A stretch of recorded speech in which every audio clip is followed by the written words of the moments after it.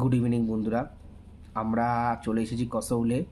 তো বেসিক্যালি কলকাতার গরমের হাত থেকে বাঁচার জন্য আমরা এই কসৌল চলে এসেছি। অনেকেই জানেন যারা বেসিক্যালি এই গরমকালে দার্জিলিং বা নর্থ বেঙ্গল সাইডে যেতে চান, যদি ইনস্ট্যান্ট প্ল্যান করতে হয় তো সেখানে অলরেডি সব বুক থাকে। ট্রেনের টিকিট পাওয়াটাও একটা খুব হেক্টিকের ব্যাপার। তো সেই জন্য আমরা সব কিছু ভেবে চিন্তে আমরা কসৌল ট্রিপ প্ল্যান করেছিলাম। তো কসৌল আসতে গেলে মিনিমাম দুটো ওয়েতে আসা যায়। আর সবচেয়ে বেস্ট ওয়ে যেটা হচ্ছে, যেটা আমরা এসেছিলাম, সেটা হচ্ছে যে নিউ দিল্লি হয়ে আসা। তো আমরা কি করেছিলাম, আমরা হাওড়া থেকে রাজধানী এক্সপ্রেস ধরেছিলাম। তো আপনি জানেন রাজধানী এক্সপ্রেস দুটো জায়গা থেকে চলে, একটা শিয়ালদা থেকে নিউ দিল্লি আসে, একটা হাওড়া থেকে আসে।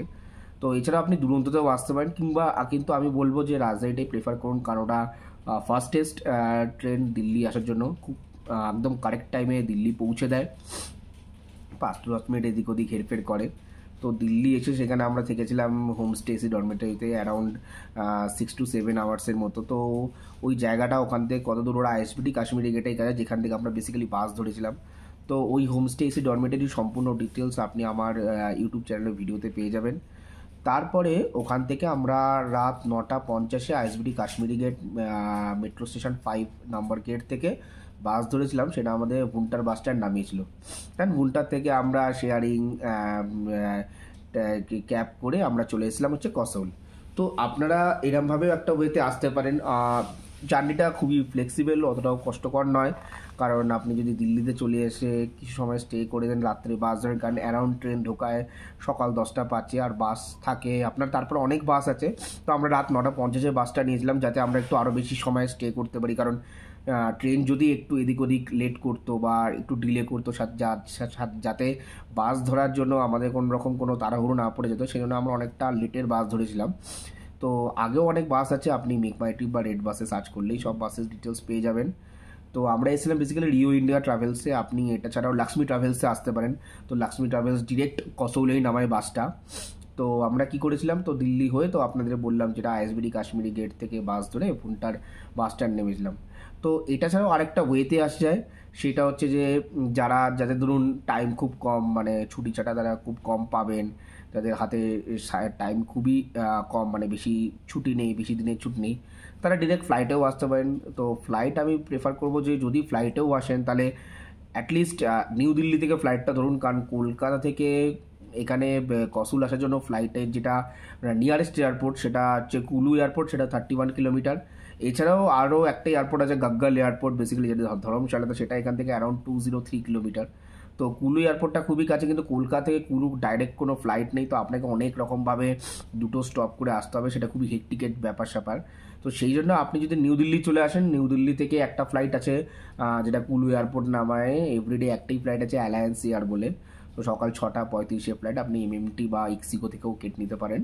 তো সেরকম করেও আপনি কুলু এয়ারপোর্টে চলে এলেন, ওখান থেকে তো প্রিপেড ট্যাক্সি কাউন্টার থেকে আপনি ট্যাক্সি বা ক্যাব বুক করে আপনি ডিরেক্ট কসৌলে বা যেখানে আপনি কসৌলে যে হোটেলে বা হোমস্টেতে আপনি স্টে করবেন তার কাছেই আপনি ড্রপ করে যেতে পারেন। তো এটা হচ্ছে আরেকটা ওয়ে বেসিক্যালি কসৌল আসার জন্য। তো এরমভাবে আমরা এসছিলাম। তো কসৌলের আমাদের সমস্ত বাস জার্নি বলুন বা ট্রেন জার্নি বলুন, সমস্ত কিছু অসাধারণ ছিল, খুবই ভালো ছিল। কারণ রাজধানী এক্সপ্রেস ফাস্টেস্ট ট্রেন আগেও বলেছি আপনাদের। তো সেই জন্য আমরা রাজধানী করে দিল্লি এসে গেছিলাম, আর সেখান থেকে আমাদের সুন্দর বাসে করে আমরা একদম ভুন্টার বাস স্ট্যান্ড ড্রপ করে দিয়েছিলাম আমাদের, সেখান থেকে ক্যাবে করে কসৌল এসেছিলাম। তো এরপরে কসৌল এসে আমরা বেসিক্যালি এখানে উঠেছি হোটেল রয়্যাল প্যালেস বলে একটা জায়গায়। তো এটা কসৌল মার্কেট থেকে বেসিক্যালি অ্যারাউন্ড 1.5 কিলোমিটার। তো একদম অন রোডের ওপরেই। তো আমরা যে রুমটায় আছি সেই রুমের ভিডিও সব কিছু দেওয়া হবে আমার ইউটিউব চ্যানেল থেকে। তো সমস্ত ডিটেলস আপনাকে দিয়ে দেবো, রুম ট্যারিফ, রুমের কী কী ফেসিলিটি আছে, সব কিছু আপনারা ওই ভিডিওতে পেয়ে যাবেন। তো আমরা যে রুমটা নিয়েছি সেই রুম থেকেও সুন্দর পার্বতী রিভারের ভিউ, সামনে মাউন্টেন ভিউ, অসাধারণ ভিউ দেখা যাচ্ছে। তো এই ছিল আমাদের বেসিক্যালি আসার জার্নি ডিটেলস। তো বাকি ভিডিও দেখতে গেলে সৌরভের ডায়েরিতে চোখ রাখুন। ভালো থাকবেন, সুস্থ থাকবেন। আমরা দিল্লি থেকে ভুন্টারের দিকে রওনা হচ্ছি বাসে করে। তো আমরা রিও ইন্ডিয়া ট্রাভেলসের বাস কেটেছিলাম রেড বাস থেকে। সুন্দর সেই পাহাড়ের মধ্যে দিয়ে বাস চলছে, অসাধারণ একটা ওয়েদার। সেই কলকাতার প্যাচপ্যাচে গরম নেই, একটা সুন্দর প্লিজেন্ট ওয়েদার এখানে।